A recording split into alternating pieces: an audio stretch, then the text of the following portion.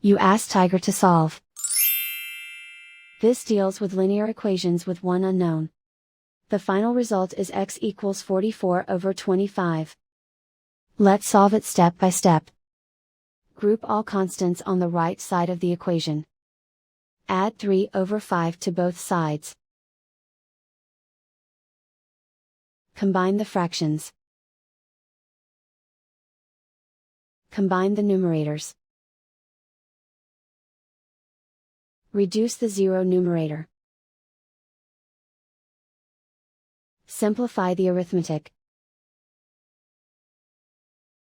Find the lowest common denominator. Multiply the denominators. Multiply the numerators. Combine the fractions. Combine the numerators. Isolate the x. Multiply both sides by inverse fraction 8 over 5. Group like terms. Multiply the coefficients.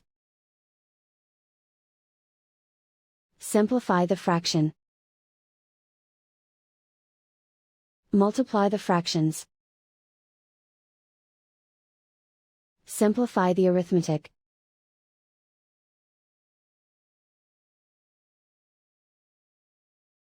And so the final result is x equals 44 over 25.